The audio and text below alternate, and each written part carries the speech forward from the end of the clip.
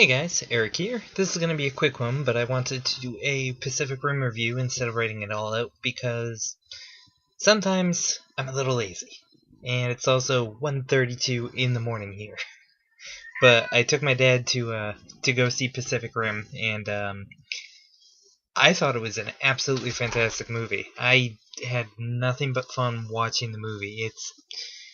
It's probably actually, yeah, I'll just say it because I've seen Iron Man 3, I've seen Man of Steel, I've seen what else have we seen this summer? I'm blanking, but I've pretty much seen all the big summer movies, and this is my favorite, easily. Wade's in the background, freaking out. Hence is why I keep going to pet him. Ugh. But but yeah, it's a very fun movie. It's Jaegers versus Kaiju, which they put in the very beginning of the movie. They tell you what a Jaeger is, and they tell you what a Kaiju is, which is really cool because it's kind of Guillermo del Toro trying to teach, I guess, pretty much all audiences, like not even just American audiences, a little more culture, because they're Japanese words. I think Japanese words, yeah? I'm gonna make an ass out of myself, but I'm pretty sure they're Japanese words. And it's kind of cool to see that thrown right at the beginning and just going, yeah, this is definitely a love letter to Godzilla and to Voltron and, you know, like other things. Not so much Power Rangers, because I really don't see it being a love letter to Power Rangers. But the kaijus look threatening. Each one of the robots each one of the Jaegers, the robots, are really unique, especially when they introduce them from different countries towards the middle of the movie, which isn't a spoiler. But when they do that, it's very cool because, like, as they spell out which Jaeger is from which country, you can see it and you understand. And there are different versions from different years of having fought these kaijus for as long as they have now, and it's really, really cool and interesting to see. And I thought it was one of the really, really cool things about the movie. Not to mention that, well, I'm not huge on CGI. I thought it did really well here instead of practical effects where you can obviously tell that something is real or like someone's bouncing off or acting off of something that's physically there. It wasn't so evident through the movie, like, because of the practical effects combined with the CGI. Like, they were in actual cockpits as they were shooting, which is really cool, and you could tell just how real that was because it was real. The outside might have been fake via the CGI, but the way the kaijus were designed was downright creepy at moments because those things come right out of your nightmares. They kind of look like a mix between something out of a Godzilla movie and the creatures in Pitch Black. Is that the name of the first Chronicles of Riddick movie? I think it's Pitch Black, yeah. They kind of look like those a little. And each kaiju is unique to when it appears. And the fight scenes are insane. And I haven't even talked about the cast yet. The cast it's a perfectly casted movie. And I'm really impressed by the script and the pacing that they were able to pull off. I mean, this is my first time watching a movie with Charlie Hunnam in it, or I hope that's how you say Charlie's name. The other Charlie, of course, in the movie is Charlie Day, and he steals every single scene he's in, but that's because it's Charlie Day, and if you've never watched It's Always Sunny, you wouldn't know who Charlie is, but I mean, he's this kind of comedic guy. I'm explaining who Charlie Day is for some reason, but yeah, he's got the comedic chops of, like, classic comedy, and while his character isn't over the top, there are moments where you're just kind of like, wow, you are one hell of an actor. And I mean, Charlie Hunnam, like I said, it's the first thing I've ever seen him in, but he was the perfect lead for this movie, and it's definitely like a leading vehicle for him. Like, like you see through this guy's eyes. You see the tragedy and the life that he's lived, and just you're on board with him. You're like completely 100% on his side the second he hits the screen, as well as his co-pilot, because each Jaeger is driven by two people, and they kind of do like a mind meld thing, which is really cool, and that's how they're able to control the kaijus.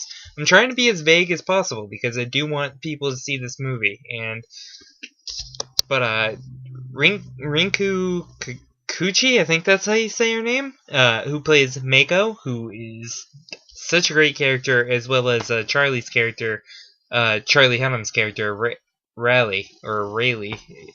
One of the other characters, this Australian guy keeps mispronouncing it throughout the movie, and it's kind of an ongoing theme. But they're both great characters, and the leads of the movie, and you can easily see why they had that instant chemistry where it's just like, oh, okay, I believe this because you two are really good at portraying why we should believe this chemistry, and it also speaks to the writing. And I mean, Idris Elba, why can I never say his name right? Who a lot of people obviously know from his role in Thor, but as well as Luther, the BBC series.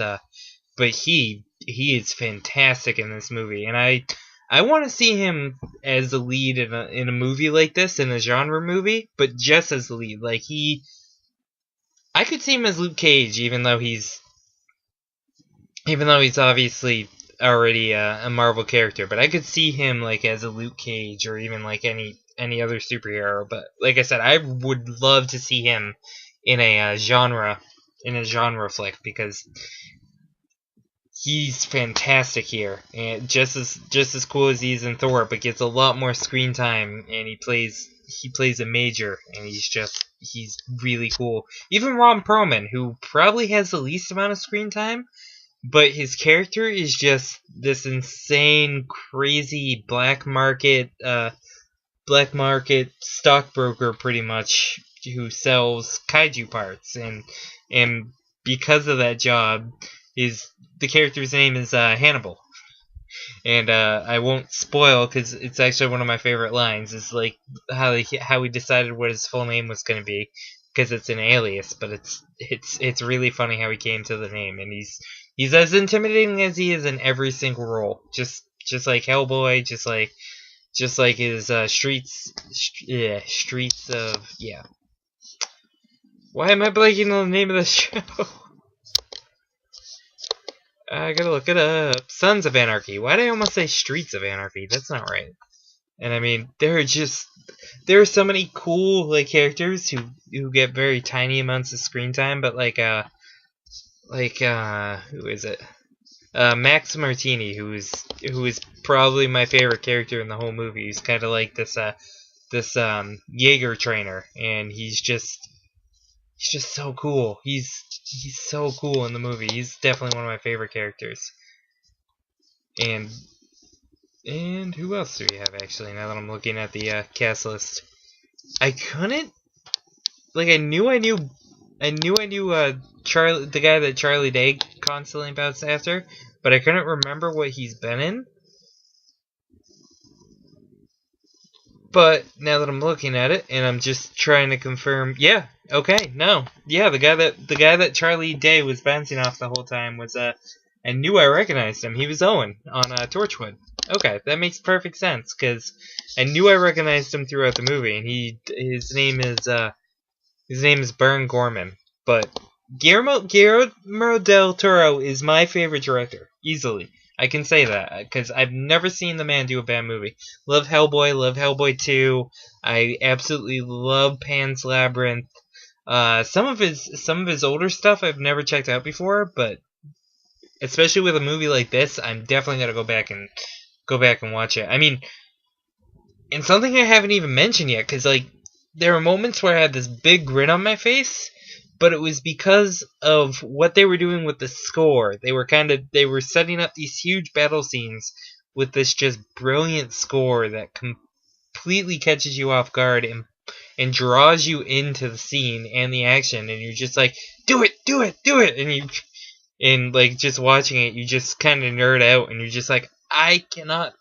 Yes, go team! And you're like visualizing it like in your own imagination of how you would be as a Jaeger pilot. And I mean, it flat out is a love letter to absolutely everything that you could love. I mean, I'm a huge Godzilla fan. I'm still not looking forward to that new movie because I don't think it'll be near as much as a love letter as this is. But it flat out is the love letter. It's flat out, you can tell how much of a fan Guillermo del Toro is of this material, and that's why he was able to completely turn this into what it was. And honestly, I give it, you know what? I give it a 9 out of 10, or 4.5 out of 5. It's because I love the script, but there are obviously trope pieces inside of that script, like very predictable things. But that's because it's a summer blockbuster movie where you're not 100% supposed to like get this huge, sophisticated piece of work. It's this beat 'em up action movie that reminds you of, you know, just everything you could love about monster movies, and I could not recommend it any higher. Anyways, that's it for this one, guys. Thanks as always for checking out my channel. Back on track this week. I kind of dropped the ball on this week's videos, but hopefully you enjoy this one. Definitely go check out the movie. Put a thumbs up if you enjoyed my review, even though I'm a little all over the place due to it being now 1:44 in the morning. But yeah, thanks as always for watching. If you're new to my channel, subscribe. I have links in the show notes, in the description down below to both my podcast and my webcomic. So definitely check those out too. Thanks as always for watching, guys, and I will see you on the next one.